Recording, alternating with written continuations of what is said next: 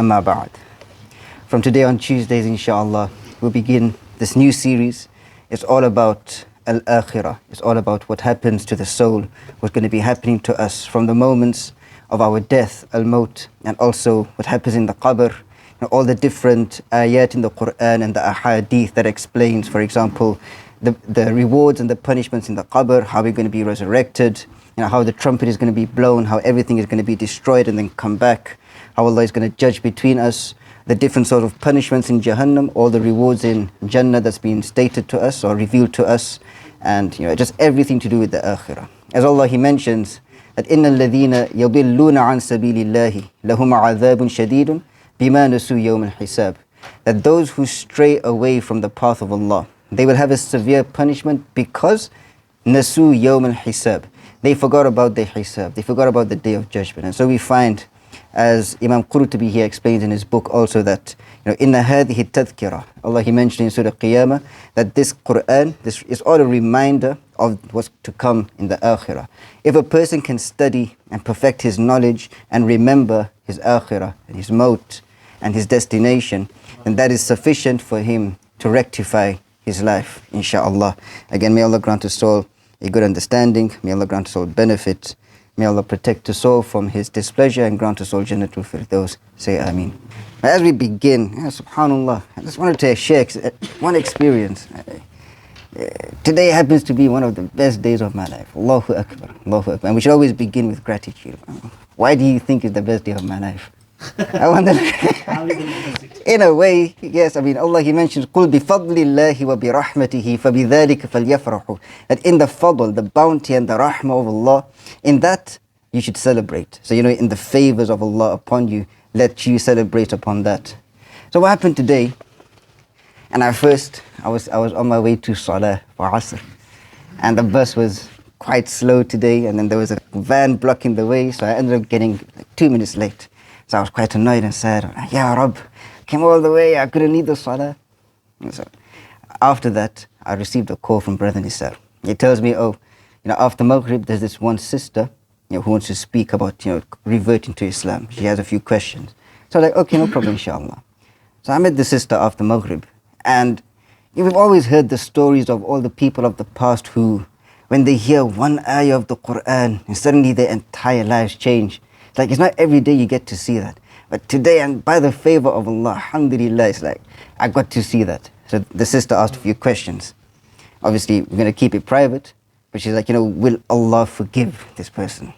Immediately, Allah, He reminded me of the ayah where He says, قُلْ يَا عِبَادِيَ الَّذِينَ أَسْرَفُوا عَلَىٰ أَنفُسِهِمْ. Oh, you, my slaves, who have overburdened yourselves with guilt, with sin, with transgression, and with anxiety and all these things. لا تقنطوا من رحمة الله. Don't ever despair or lose hope in the mercy of Allah. إن الله يغفر الذنوب جميعا. Indeed, Allah, He forgives all sins, no matter what it is. Allah, He forgives all sins. إنه هو الغفور الرحيم. And subhanallah, just thinking also that Rasulullah SAW, he said that we haven't truly thanked Allah if we haven't told the people of Allah's favors upon us. That's one of the reasons why we mention it. It's also something for us to ponder over. Rasulullah SAW, he said that, to guide one person is better than everything in this world. And then, you recite the ayah. And then, the sister breaks down into tears. Just seeing that was amazing, absolutely amazing. Allahu Akbar. And that's the impact the Quran is supposed to be having on us. And that's something every single Muslim we should be striving for. One ayah that just changes our heart. It opens our heart. It causes us to, release all the tears inside, all the pain inside, and we fall down into sujood to Allah. Of the scholars of the past, Ibn Qudama, rahimahullah, for example, he mentions, and also Al-Quradi, he mentions that man balagha al-Quran, if the Quran reaches you, if one ayah of the Quran is recited to you, maybe you come across it on your social media, or maybe you hear the Imam reciting it, or anything, فَكَلَمَهُ اللَّهِ. And it's as if Allah is speaking directly to you. That's the attitude we all should be having with the Quran. That every single ayah we hear, every single ayah, no matter what it is, every single time we're hearing it, we should try and implement that it's as if Allah is speaking directly to us. Allahu Akbar. So for example, when Allah is saying, قُلْ يَا عِبَادِيَ الَّذِينَ أَسْرَفُوا عَلَىٰ أَنفُسِهِمْ لَا تَقْنَطُوا مِنْ رَحْمَةِ اللَّهِ, do not ever despair of the mercy of Allah. It's like Allah is trying to tell you directly. And at that point when you hear the ayah, we should be questioning ourselves. Why is Allah showing me this ayah right now? What is it that Allah wants to tell me right now? And that's how we begin to do tadabbur. That's how we begin to ponder and contemplate over the Quran. Which is why we say usually, let's say if you take a specific time during your day, and instead of reciting one entire juz or one entire half of the Quran or of a juz or a surah, just take a few ayat and just look at the meaning of it. And then just try to ponder, what is Allah trying to tell you in these ayat? And then you can ponder and contemplate over it up until you receive your guidance. ذَلِكَ الْكِتَابُ لَا رَيْبَ فِيهِ هُدًى لِلْمُتَّقِينَ. The one who has taqwa, they'll be able to extract, every single day they'll be able to extract new lessons for them to benefit from. Again, may Allah make us of them. May Allah grant us all taqwa. May Allah perfect our relationship with the Quran. And so it's a question we should all be asking ourselves also is, does the Quran impact you? When's the last time the Quran, it moved your heart? When's the last time, you thought about the Aayaat of Allah and it just amazed you? May Allah grant us all a good understanding. And so as we begin, again, we give ourselves the reminder that we have to rectify our intentions, rectify our heart. That the heart must be ready for ilm before the heart can actually absorb it. How do you do this? Two things. Remind yourself, dhikr ad-dar, of the home of the akhirah. If you can push all worldly thought to the back of your mind whilst we are in any of these gatherings of dhikrullah, of learning ilm, and we focus all on the akhirah, on our hisab, on our meeting with Allah, then we'll find that Allah, He does the rest. He opens the heart and He allows that nur, that ilm to stay there. Blessed is the one who sits here with his head down, thinking about his own akhirah, silently speaking with his Lord. His heart is speaking with his Lord, seeking istighfar, and he's doing muhasabah, he's doing self-accountability. How is he performing in his navigation through this life? And so Allah, He mentions in the Quran, and this is in Surah Anbiya, كُلُّ نَفْسٍ ذَائِقَةُ الْمَوْتِ وَنَبْلُوكُمْ بِالشَّرِّ وَالْخَيْرِ فِتْنَةً وَإِلَيْنَا تُرْجَعُونَ. That كُلُّ نَفْسٍ ذَائِقَةُ الْمَوْتِ, every single soul, no matter who it may be, will taste death. وَنَبْلُوكُمْ, and we test you, بِالشَّرِّ وَالْخَيْرِ, with evil and with good, as a fitna. It's all a trial for you in this life. وَإِلَيْنَا تُرْجَعُونَ, and sooner or later you will return to Allah. As Allah, He mentions in Surah Naml, بَلِ ادَّارَكَ عِلْمُهُمْ فِي الْآخِرَةِ, that every single person who does not believe in the truth is for one reason alone. بَلِ ادَّارَكَ عِلْمُهُمْ فِي الْآخِرَةِ, that they have been bankrupt of knowledge of the akhirah. One of the first thing Allah, He tells us, وَبِالْآخِرَةِ هُمْ يُوقِنُونَ. أُولَٰئِكَ, those who are guided by Allah, they are the ones who have yaqeen, they have true certainty in the akhirah. الَّذِينَ يُؤْمِنُونَ بِالْغَيْبِ, they believe in the unseen. بَلْ هُمْ فِي شَكٍّ مِّنْهَا, Allah, He continues to say, the reason why they are bankrupt of this knowledge is because they are in doubt over it. If a person is in doubt over the akhirah, he's not going to seek the correct knowledge for it. Which is why we have today, how many people, they have studied, the human as he goes to sleep, the causes of death, etc., etc. And everybody has this question. Many people, they ask this question, what happens after death?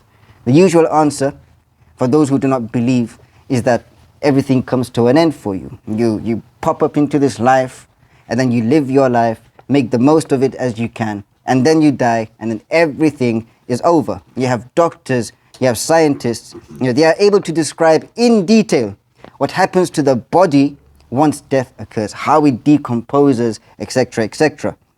But what happens to the essence? What happens to the ruh? What happens to the soul and the person who dwelt in that body? It's a question. This is a question which concerns many of all backgrounds and walks of life.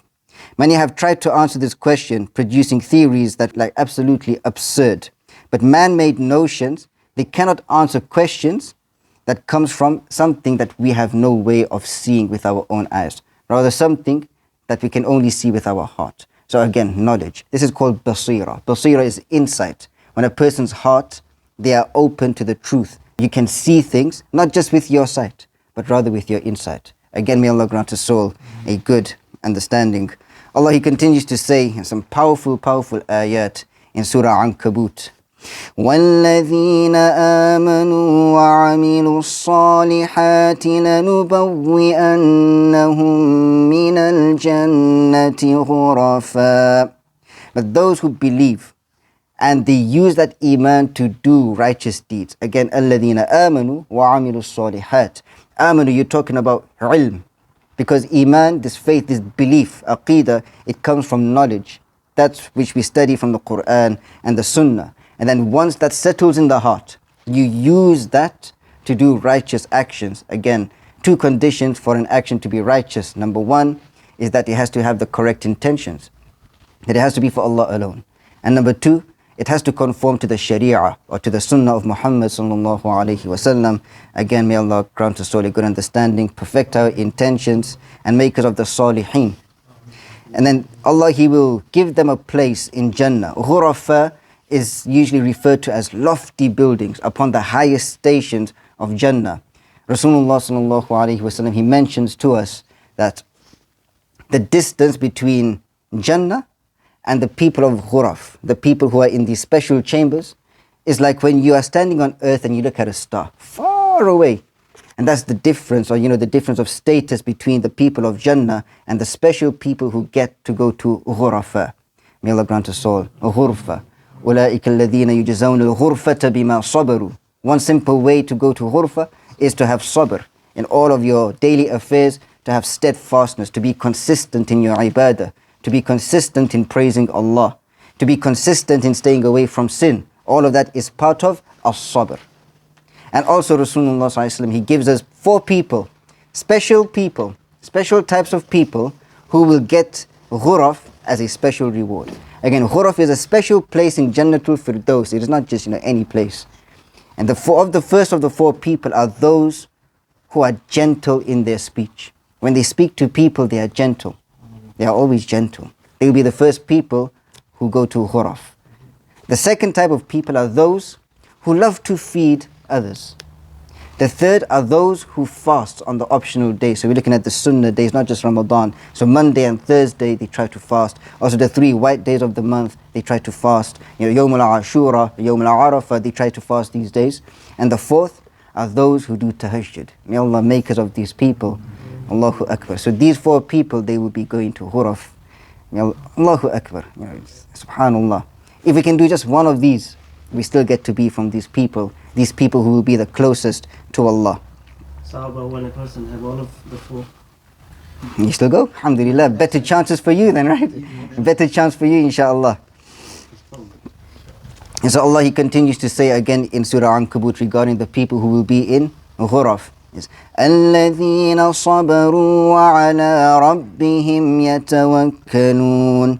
That those who have sabr, again, they are steadfast in their deen, and وَعَلَىٰ رَبِّهِمْ يَتَوَكَّلُونَ. They place their trust and they rely upon Allah alone in all of their affairs.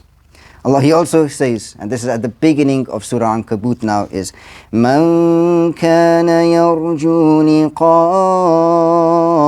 اللَّهِ فَإِنَّ أَجَلَ اللَّهِ لَآتٍ وَهُوَ السَّمِيعُ الْعَلِيمُ. Subhanallah. مَنْ كَانَ يَرْجُو. Whoever has raja. What is raja? It's usually translated as expectations, but rather it's more like hope and optimism. Whoever is excited to meet Allah, whoever feels some excitement that they're going to be meeting their majestic Lord, فَإِنَّ أَجَلَ اللَّهِ لَآتٍ. They know that the appointed time of your meeting with Allah is coming. وَهُوَ السَّمِيعُ الْعَلِيمُ. And He is the all-hearing, the all-knowing. وَمَنْ جَاهَدَ فَإِنَّمَا يُجَاهِدُ لِنَفْسِهِ إِنَّ اللَّهَ لَغَنِيٌّ عَنِ الْعَالَمِينَ. So whoever struggles in the cause of Allah, in the path of Allah, to prepare for your meeting with Him, then it is only for the benefit of your own soul. Allah does not need our efforts or our struggles, rather we need it. And indeed Allah is completely free of need from all of His creation. And Allah, He says also right at the very end of Surah Ankabut, وَالَّذِينَ جَاهَدُوا فِينَا لَنَهْدِيَنَّهُمْ سُبُلَنَا.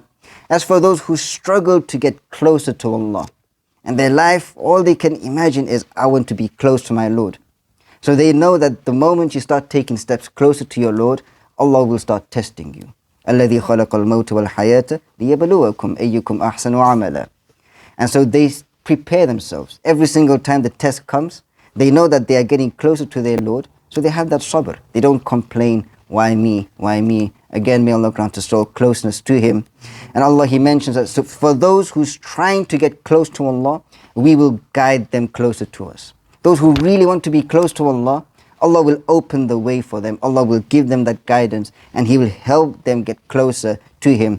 وَإِنَّ اللَّهَ لَمَعَ الْمُحْسِنِينَ. Allah, He uses the emphatic lam here again, that indeed Allah, without a doubt, is with those who do good. Those who can implement ihsan in their ibadah and in their treatment of the people. Again, what is ihsan? To go over very, very quickly. To make something beautiful for Allah. We as human beings, we want to be beautiful. We want people to find us beautiful. Maybe our spouses, we want to look beautiful to them. Especially youngsters, we dress up and everything just so that we may look good. But for those who want to look good in the sight of Allah, those are the muhsineen. Again, those who worship Allah as though, they can see Him. And if you cannot do that, then you know that He can see you. Again, may Allah grant us all ihsan. Islam is the only religion that brings us the true answers of what happens after death. And surely the one who gives life and the one who takes it away is the one you need to turn to. The information that He gives regarding life and death is that which we need to be taking. Allah is Al-Hayy. He is the one who gives life. He is the one who gave us life. And so He is also the one who will cause us to die. And so we seek that knowledge from His scripture, from the Quran. And only the Quran and the Sunnah today we find it has the correct knowledge of this. Again, may Allah grant us all a good understanding. Allah, He mentions in Surah Zumar, أَلَمْ تَرَ أَنَّ اللَّهَ أَنزَلَ مِنَ السَّمَاءِ مَاءً فَسَلَكَهُ يَنَابِيعَ فِي الْأَرْضِ ثُمَّ يُخْرِجُ بِهِ زَرْعًا مُخْتَلِفًا أَلْوَانُهُ ثُمَّ يَهِيجُ فَتَرَاهُ مُصْفَرًّا ثُمَّ يَجْعَلُهُ حُطَامًا إِنَّ فِي ذَلِكَ لَذِكْرَى لِأُولِي الْأَلْبَابِ. أَلَمْ تَرَ أَنَّ اللَّهَ أَنزَلَ مِنَ السَّمَاءِ مَاءً. That do you not see that Allah is the one who causes, He sends down from the skies the rains. فَسَلَكَهُ يَنَابِيعَ فِي الْأَرْضِ.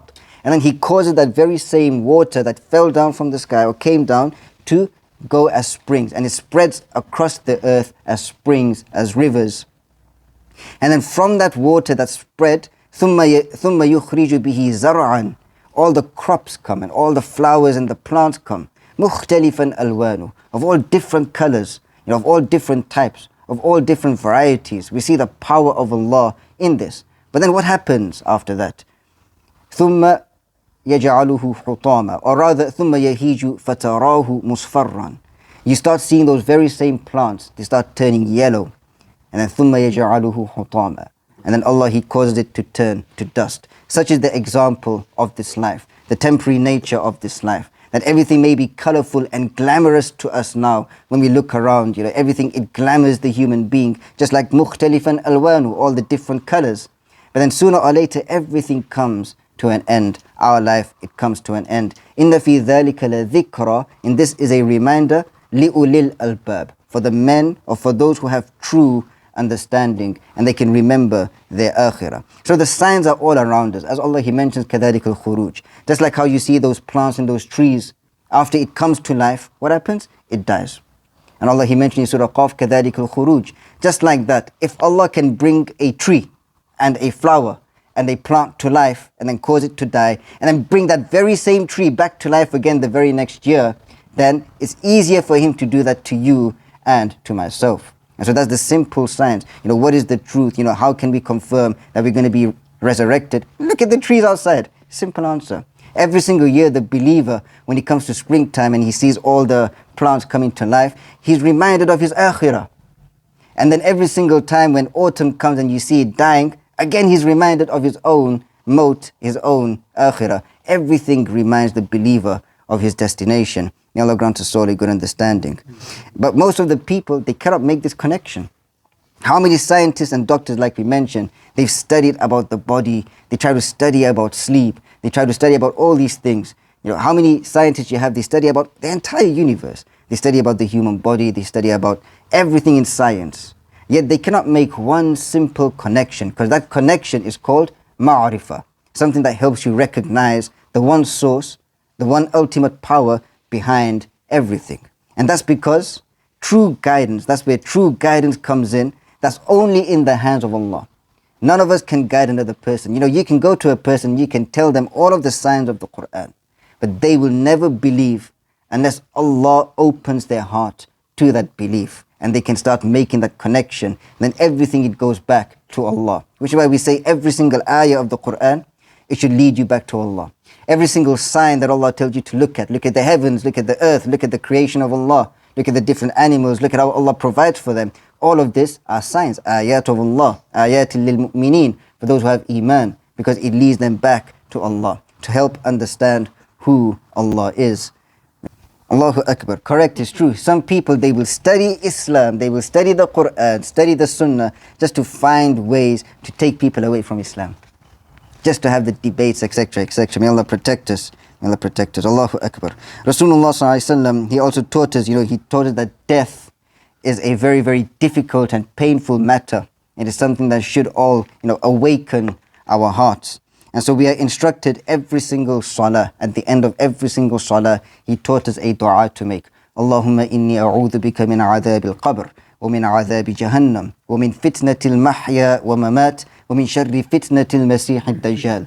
You're asking Allah to protect you from the punishment of the qabr, from the punishment of Jahannam, and from the trials of life and death, and from the trials of ad-Dajjal.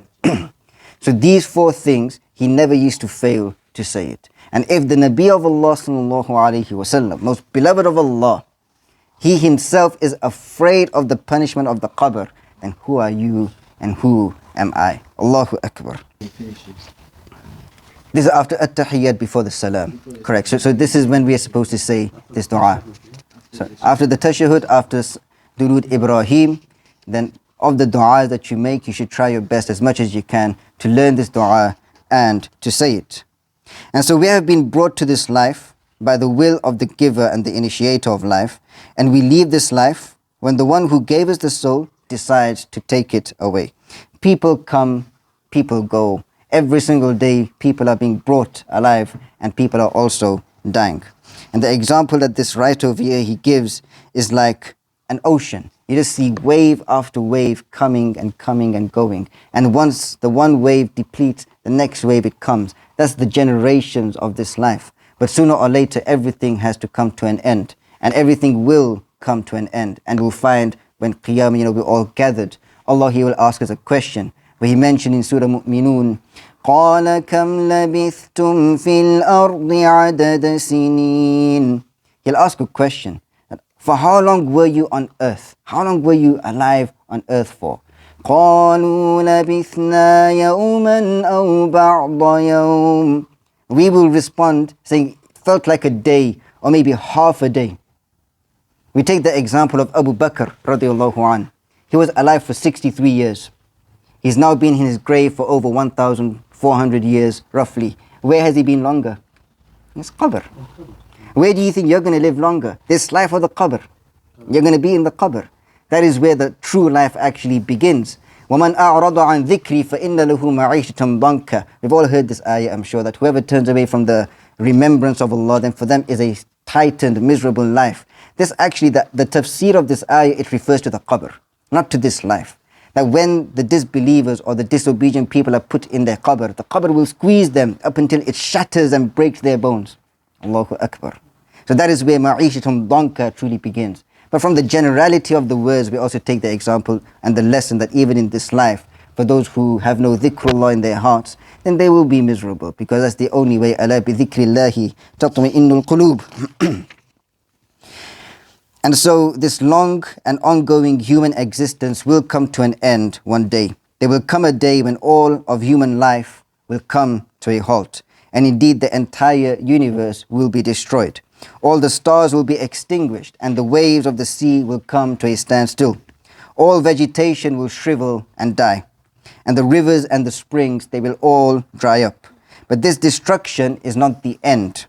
Rather, it is only one of the stages that man will go through. لِمِيقَاتِ يَوْمِ مَعْلُومٍ. Every station, there's many stations in the akhirah. Death is just one of the stations, or one of the stops, you could say. Everything that's alive, everything will be judged, including the animals. It's mentioned, even the animals, they will be judged. Rasulullah sallallahu alaihi wasallam, he mentions this, and again we'll study this in more detail when we get to the topic of Qiyamah, that even the animals will be judged. And there'll be two rams. And one of them had bigger horns than the other, and they fought. And so the one that had bigger horns, he will be punished because of that, because it was an unjust battle. So even the animals will not be free from the justice of Allah. What makes you and I think then we can harm the people, we can abuse the people, and Allah will not take retribution? Allahu Akbar. It's a scary, scary thing. May Allah protect us. And when the disbelievers see, after the judgment of the animals is made, they will turn to dust. And when they see them turning to dust, they will say, Ya laytani kuntu turaba. At the end of Surah Naba, if only I could be dust, just like the animals. Again, may Allah grant us all a good understanding and protect us from His displeasure and all the difficulties of the qabr and Yawm al-Qiyamah. And so there will come a day when we will all be brought back to life to account for our previous deeds. The belief that we will be brought back to life is essential, especially for eternity. It is essential to rectify our lives, and so that we can tread the path of the Sirat al-Mustaqim correctly. For in the depths of the heart, man has an intrinsic love for immortality and eternal life, which is why Iblis or Shaitan, he tempted Adam alayhi salam to eat from the tree. And what did he say?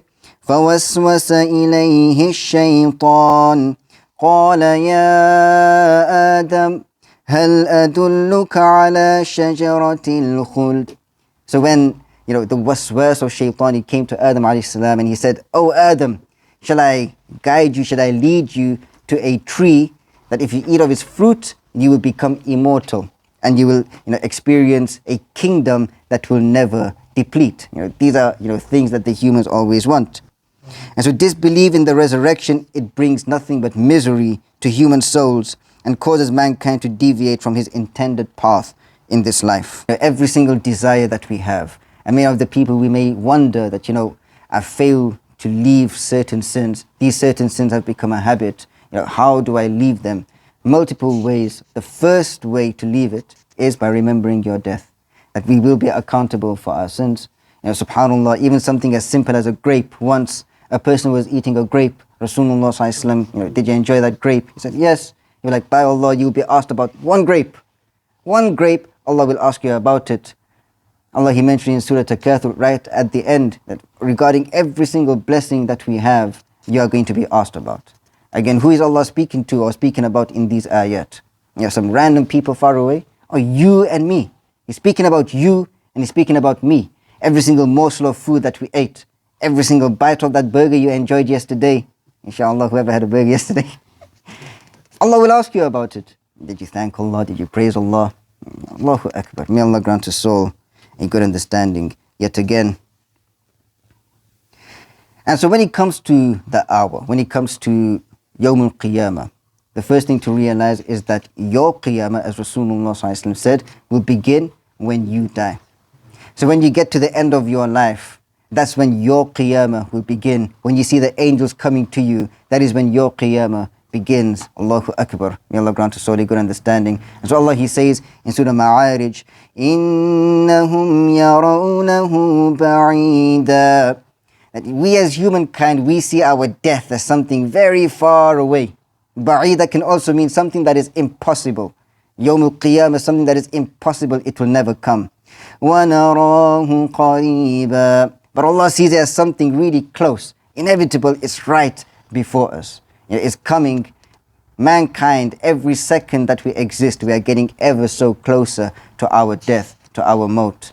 And so we have to ask ourselves, are we prepared? When people used to go and ask Rasulullah sallallahu alaihi wasallam, when is Yawm al-Qiyamah? Then he used to respond by saying, what have you done to prepare for it?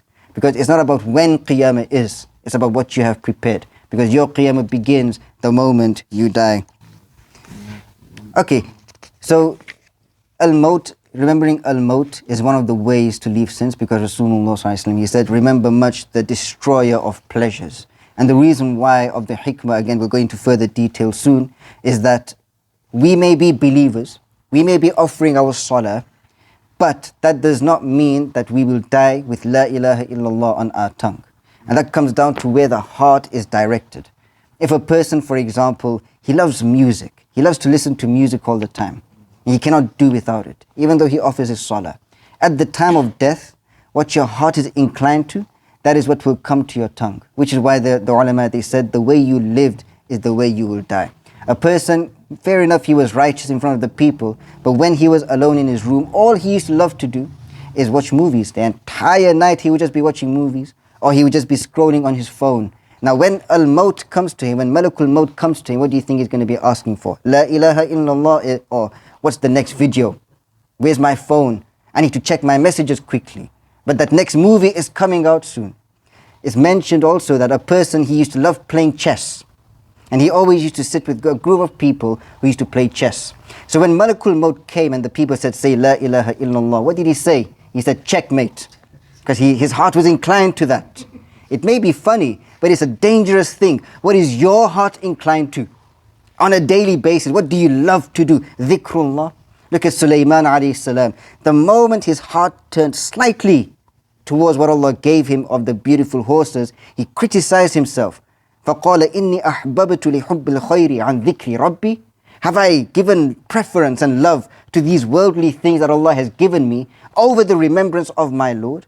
Do you love to wake up for tahajjud? Are you too busy engrossed in your worldly life and in seeking your rizq that you forget about dhikrullah? That you delay your salah? You delay your salah to work? And what do you think is going to happen to you when Malakul Maut comes? It's a terrifying and a heavy reminder.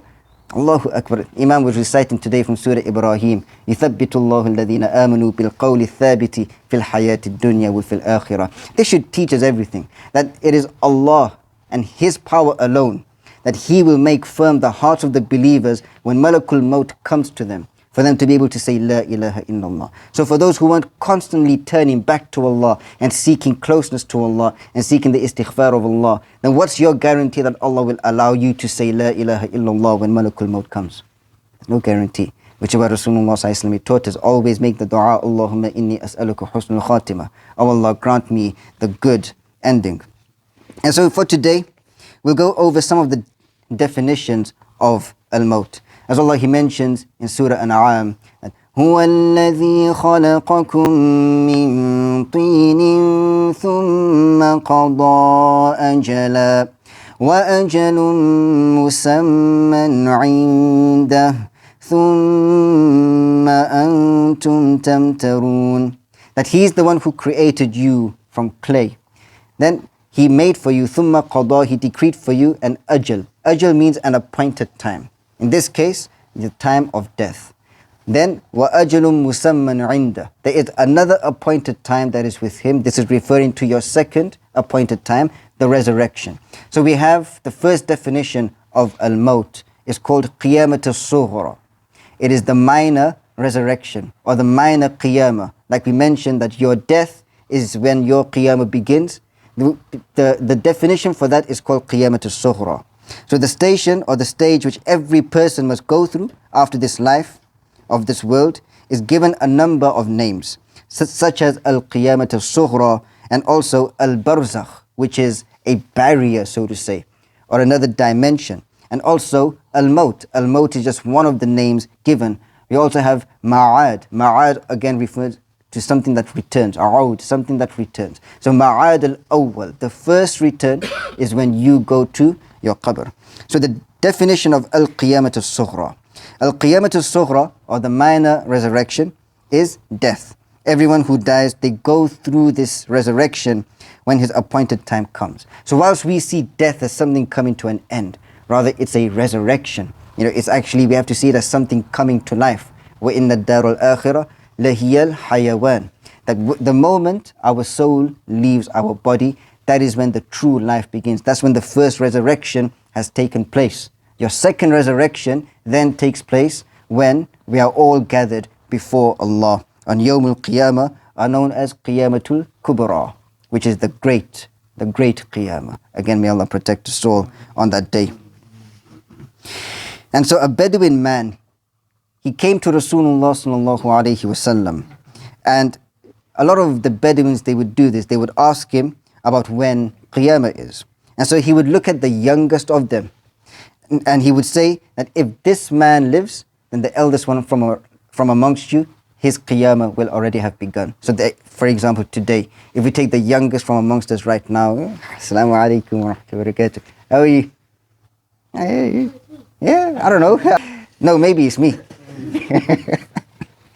So for example, you compared to one of our elders over here, their Qiyamah will have already begun by the time you reach old age, or rather just become an adult like you or like the rest of us over here. Allahu Akbar. So subhanallah, something we have to be thinking about all the time. Ibn Kathir rahimahullah, he said it meant the end of their generation and their entrance into the Akhirah.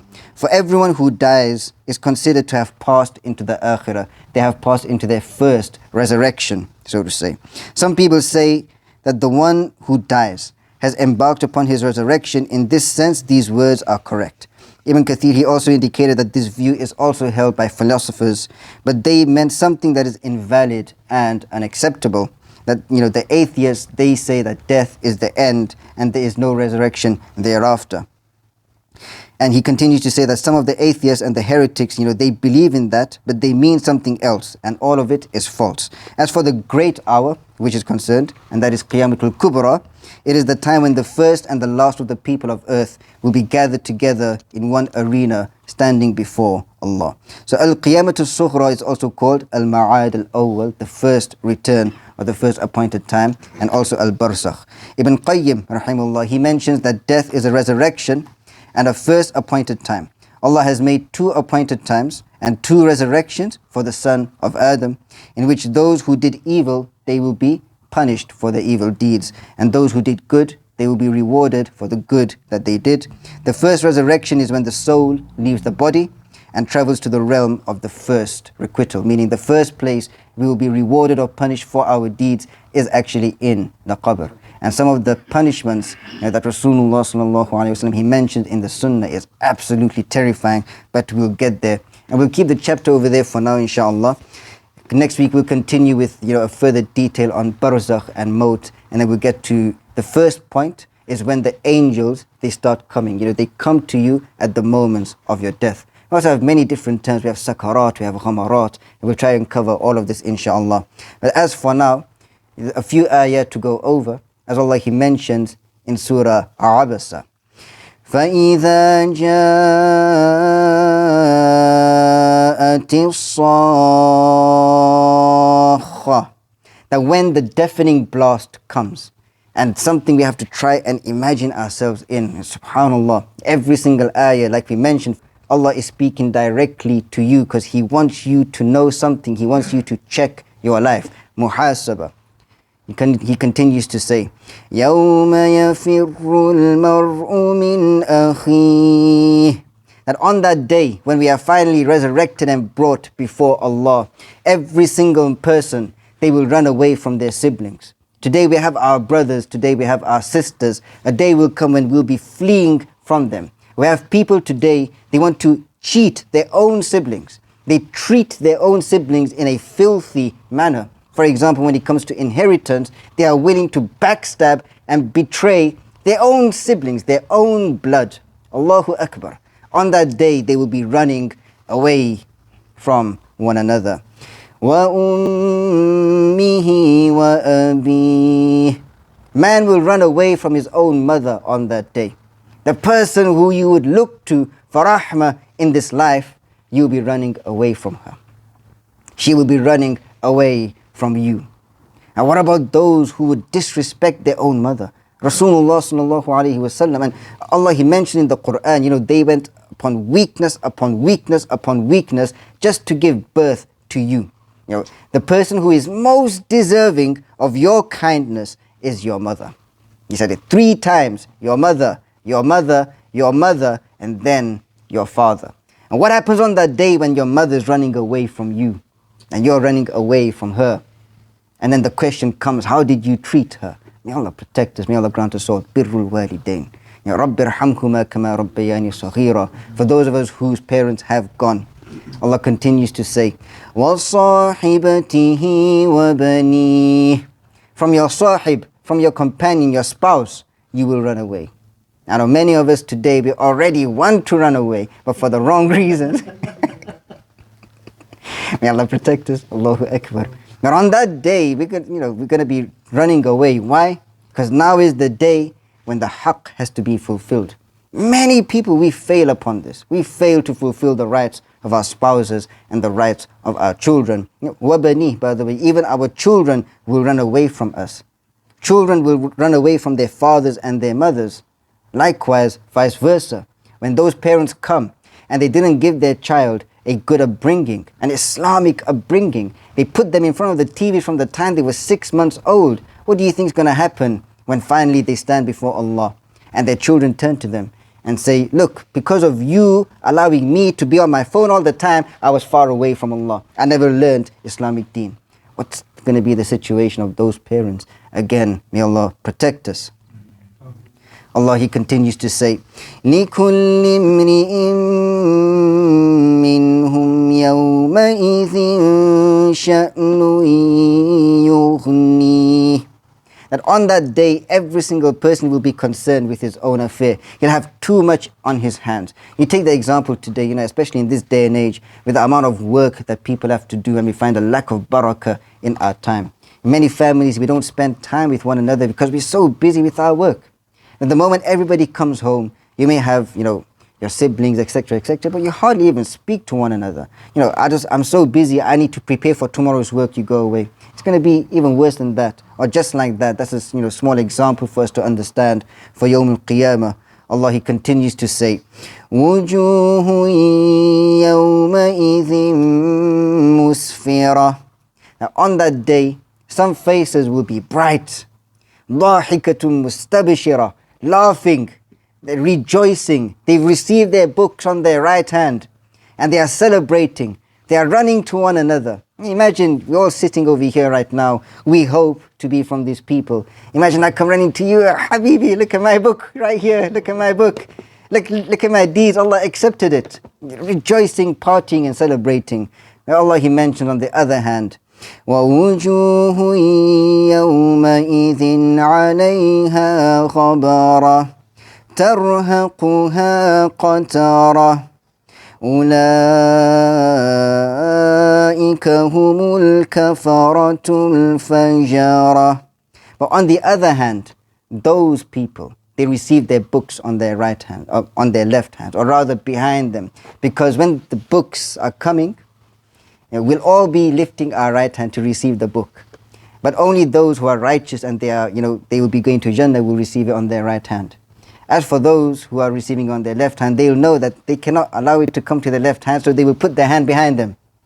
Hopefully now, my hand is up, my right hand is up, the book will come, my left hand is behind me, but the angel will come behind and put it behind them, on the left hand. And then at that moment you'll find that their faces, they are going to be covered with gloom.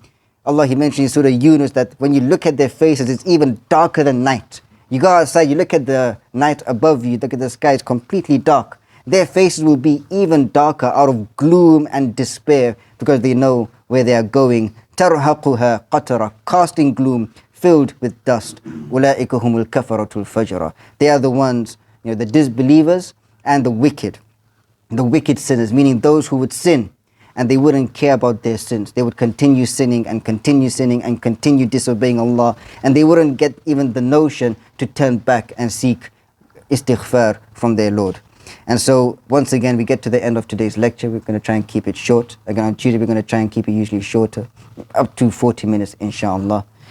And just to finalize, the conclusion is that there is no better way to rectify your affairs, to rectify your heart, and to allow ikhlas to enter your heart than to study al-maut, al-qabr, and Al-Qiyamah, the punishments that await the people of Jahannam, and all the different rewards that await the people of Jannah. And also knowing Allah, so studying Asma wa Sifat, and every single ayah of the Quran should lead us to that, so that you may have raja for your meeting with Allah. Again, you may be optimistic for your meeting with Allah. Allah, He meant one final ayah to finish on is Allah, He says, "In tajtanibu kaba'ir," that if you stay away from the major sins, then all of the minor sins, wa alaikum salam wa rahmatullahi wa barakatuh, all of the minor sins that you end up falling into, Allah will forgive you for it anyways. So as long as you can stay away from the major sins, and Rasulullah sallallahu alaihi wasallam, He's mentioned 7 destructive sins. We will go over them in the future, inshaAllah. If you can stay away from that, then rest easy, because then for the minor sins, we expect Allah to forgive us. And وَنُدْخِلْكُمْ مُدْخَلًا كَرِيمًا, Allah, He will admit us into noble, a noble place to be. Jannatul Firdaus, may Allah grant us all Jannatul Firdaus. Again, may Allah perfect our knowledge of the Akhirah. May Allah enable us to remember al-maut, death, on a daily basis. May Allah, Ya Muqallib al-Qulub, we say, Ya Muqallib al-Qulub, Thabbit Qulubana ala Dinik. O you, the turner of hearts, make my heart, or make our hearts firm upon your deen. Directed to Allah, wanting to be close to Allah, and wanting the reward from Allah. Because the moment you turn away, the danger is the moment your heart turns, what if al-maut comes to you at that point, whilst your heart has turned away, and then you are not able to say La ilaha illallah. Allahumma ja'al khayra a'malina akhira. We ask Allah to make the best time of our life our final time. Wa khayra a'malina khawatima. And the best of our deeds, our final deed. To say La ilaha illallah as we leave for our first resurrection. Wa ja'al khayra ayyamana yawman al-qaq. We ask Allah to make the best of our days, the day we meet Him Himself. Allahumma zidna wa la tunqusna. وأكرمنا ولا تهنا وأعطنا ولا تحرمنا وآرثنا ولا تؤثر علينا وارضنا وارض عنا. اللهم إنا نسألك الثبات في الأمر والعزيمة على الرشد، ونسألك موجبات رحمتك وعزائم مغفرتك، ونسألك شكر نعمتك وحسن عبادتك، ونسألك قلبا سليما ولسانا صادقا، ونسألك من خير ما تعلم، ونعوذ بك من شر ما تعلم، ونستغفرك لما تعلم، إنك أنت علام الغيوب. اللهم ارزقنا حبك وحب من ينفعنا حبه عندك. اللهم ما رزقتنا مما نحب فاجعله قوة لنا فيما تحب. اللهم وما زويت عنا مما نحب فاجعله فراغا لنا فيما تحب. وصلى الله على نبينا محمد. أقول قولي هذا، سبحانك اللهم وبحمدك، أشهد أن لا إله إلا أنت، أستغفرك وأتوب إليك.